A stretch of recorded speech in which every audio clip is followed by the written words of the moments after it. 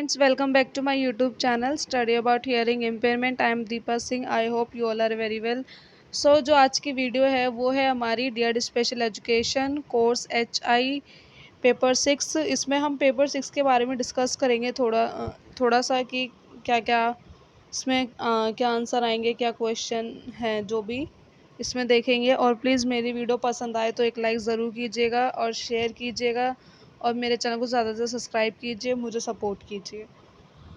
जो आज का जो पेपर था हमारा, मतलब पेपर 6 था फर्स्ट ईयर वालों का, curricular strategies and adaptation for children with hearing impairment. इस पेपर का फर्स्ट क्वेश्चन जो है ट्रू फॉल्स है आपके। इसमें ट्रू फॉल्स में मतलब बच्चों ने पूछा था कि मैम एक बार ऑब्जेक्टिव टाइप वाले क्वेश्चंस बता दीजिए, तो मैं पूरा ही पेपर एक बार आपको डिस्कस कर देती हूँ ऊपर से कि क्या इसमें आएगा या क्या आना था।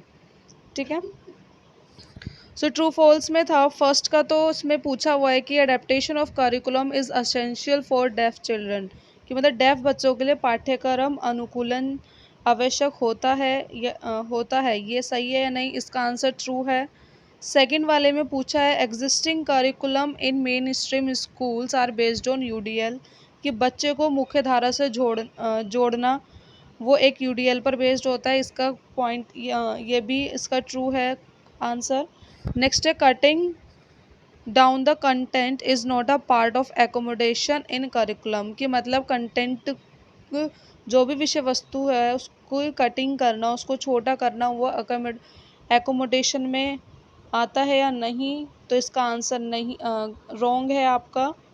नेक्स्ट है क्रिएटिव राइटिंग इज़ अ को करिकुलर एक्टिविटी, क्रिएटिव राइटिंग को करिकुलर एक्टिविटी नहीं है, इसका आंसर आपका फॉल्स है। Montessori method is an example of child centred curriculum, जैसा कि हमने पढ़ा था कि जो मोंटेसरी मेथड है और जो किंडरगार्टन मेथड है दोनों ही चाइल्ड सेंटर्ड है, क्योंकि चाइल्ड बेस्ड ही इसमें सारी चीज़ों की लर्निंग होती है। तो इसका आंसर आपका ट्रू है। ठीक है, नेक्स्ट है क्वेश्चन नंबर फर्स्ट का B, multiple choice question. First है commonly used curriculum in special school is, कि मतलब जो विशेष पाठशाला में सामान्य तौर पर इस्तेमाल होने वाला पाठ्यक्रम। बी है चाइल्ड सेंटर्ड, टीचर सेंटर्ड नहीं होता करिकुलम, और वो वो कंफर्टेबल भी नहीं होता है, क्लास सेंटर्ड भी नहीं होता है, नॉन ऑफ द अबव भी नहीं है, तो चाइल्ड सेंटर्ड इसका आंसर है। Montessori method focus on sense training, इसका ऑप्शन है बी।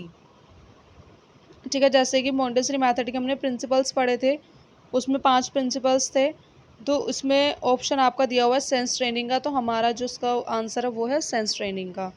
ठीक है, थर्ड है following is not a characteristics of curriculum, कि करिकुलम में कौन सा करेक्टरिस्टिक नहीं है।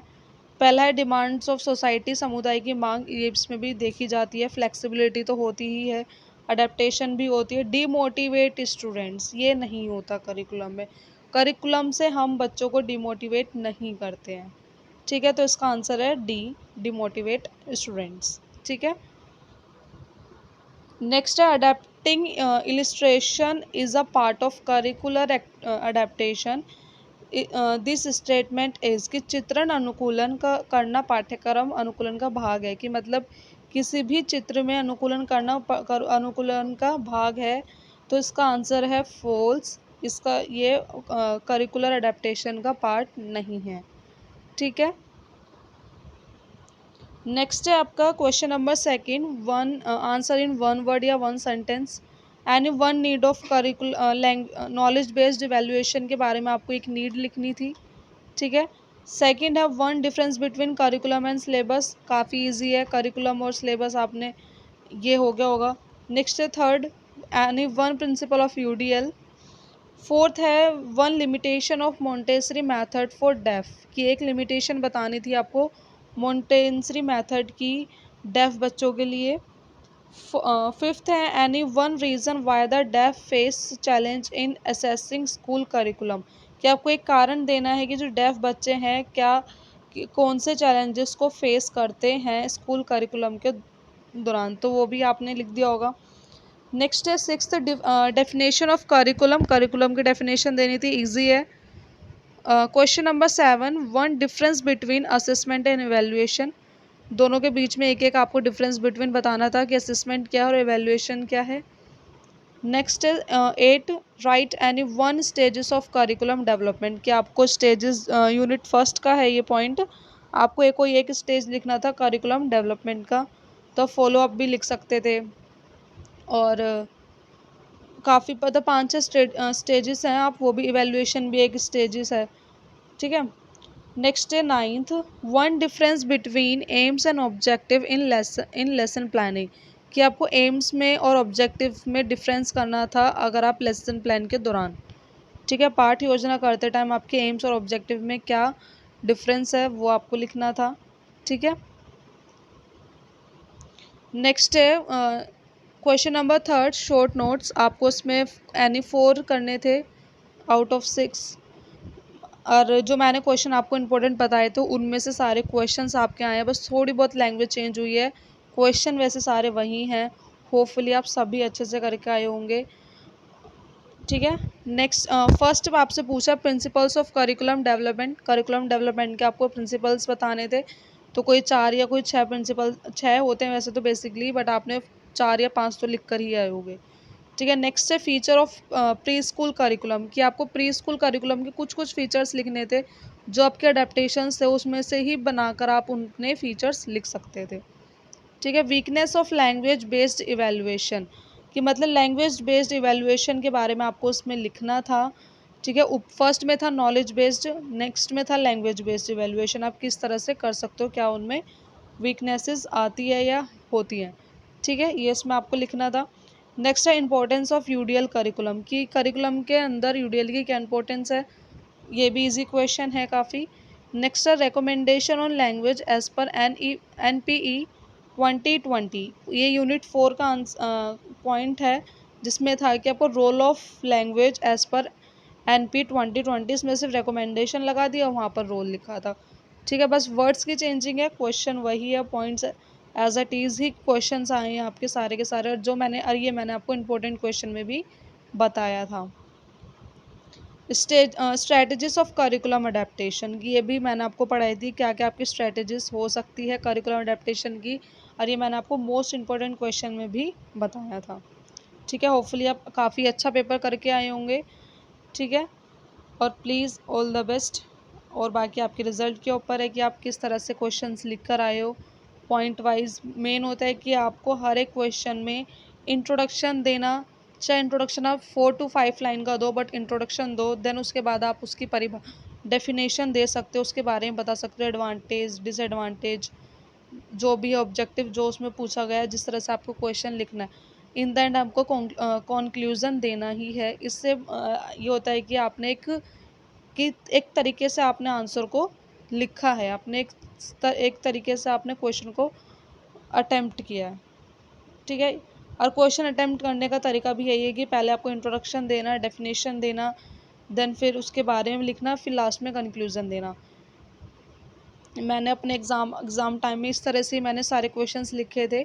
हर एक क्वेश्चन के आंसर में मैंने पहले इंट्रोडक्शन दिया था, फिर उसमें उसकी डेफिनेशन दी, उसके बारे में बताया, अगर एडवांटेज और डिसएडवांटेजेस पूछे हैं वो भी बताई है, उसकी विशेषताएं भी बताई है, क्या उसके ऑब्जेक्टिव्स हैं, सब बताया। लास्ट में इन द एंड कंक्लूजन दिया, चाहे 4 to 5 लाइन का दिया, पर दिया ज़रूर है।